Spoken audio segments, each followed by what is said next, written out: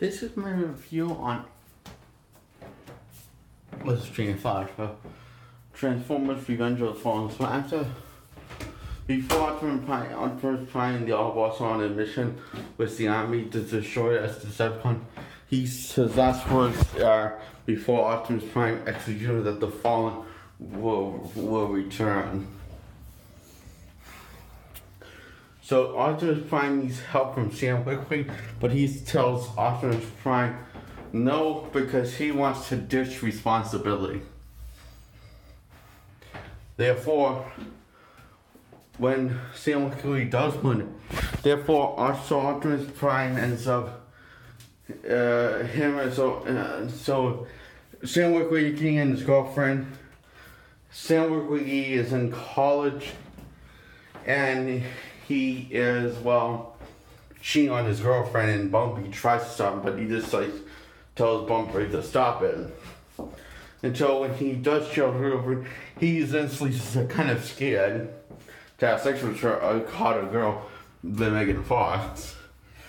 This is clearly what he wanted. His motivation's a little confusing. But anyway, turns out she's a Decepticon.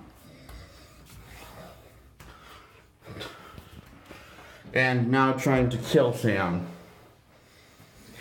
Throughout the film, Sam has been having images of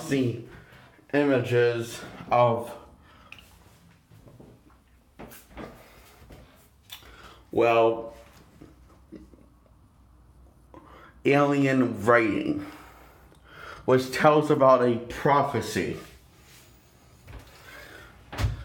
Now, the prophecy is revealed later on that's been built up since the first one. The prophecy is that Sam Witwicky will bring back Optimus from the dead. That is his destiny.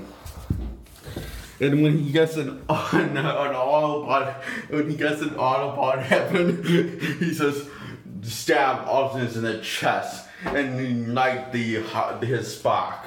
It is, and always has been, your destiny. As laughable as it sounds, it is seriously a very touching moment.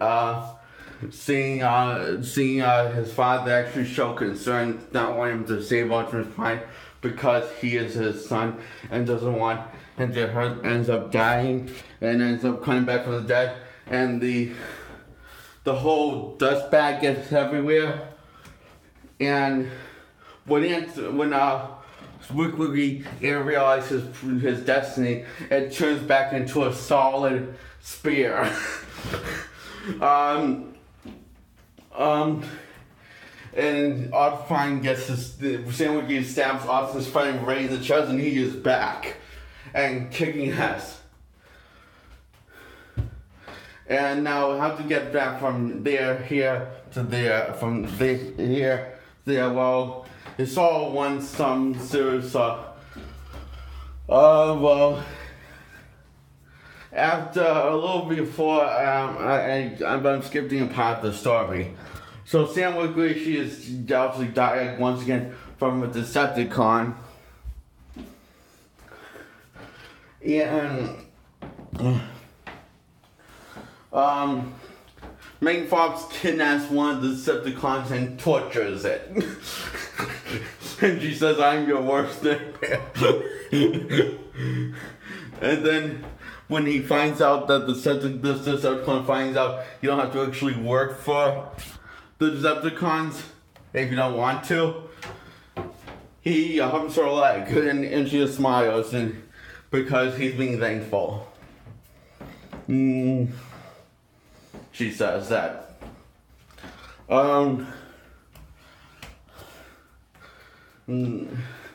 So Sam Witwicky kicks that little Autobot that's now an Autobot that used to be a Decepticon off her leg. And this guy that used to be this corporate douchebag is now one of the good guys, and he decides he wants to go be a one man alone.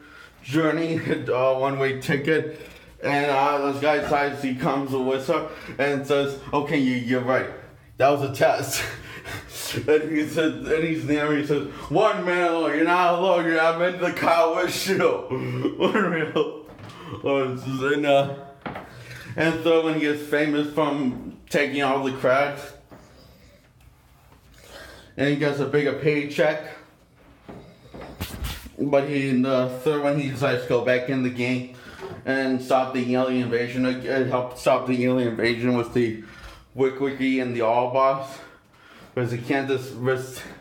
He considers staying rich and not helping, but he figures do the right thing because he can't resist doing the right thing. And that's all that we got from this. And he's not in the fourth one. He's more entertained than Shia LaBeouf is.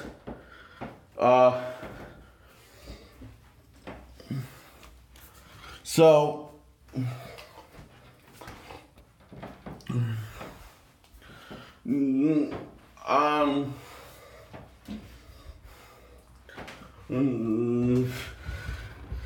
after Sam, so eventually, because Sam wanted to avoid responsibility, he gets Optimus Prime killed because Optimus decides he'll just take all Decepticons down at once to protect Sam.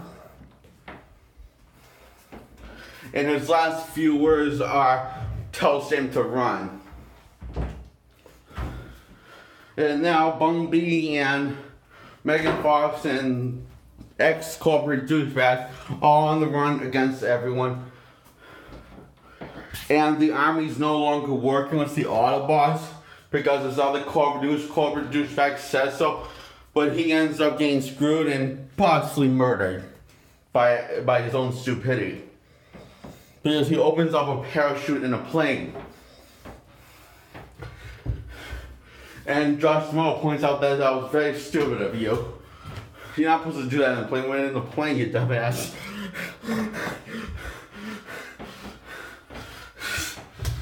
Because he wanted to be part of the big league, so he ended up getting himself paused. Remember, we don't see him again after that. But it is quite funny. So the army's in on Sam's plan to bring Optimus Prime back to life. So the army's working kind of against this corporate douchebag over his head to bring Optimus Prime back to life. They succeed. And this Autobot that used to be the Decepticon, that's old and retired, he tells Optimus Prime to take his life, and he'll experience power like he's never seen before. Because Optimus Prime doesn't have enough juice to keep on fighting. So this old Autobot, used to be a Decepticon back in the day, decides to risk his life to save this Prime. Because the reason why he's like everything's on the line, because the Matrix wasn't meant to bring the dead back to life, but it's a power unlike it. There's no other power like it, so Kevin can't bring Optimus Prime back to life. Maybe there's a slim chance, and that slim chance actually works for the best. And so Optimus absorbs all that power, and he takes down Starscream and all the other, and Megatron and all the other Decepticons. And once again, we have another narration of Optimus. And in my opinion, I think Optimus Prime narration at the end is kind of old. I mean, they're done 3 times. So it gets kind of a little cringeworthy after a while. At first, it's kind of, but it's both cringeworthy, but also kind of fun at the same time. After it was kind of old the first time, but they, They just do that in every film. And so this was at the time the best Transformers film. And I give this a thumbs up.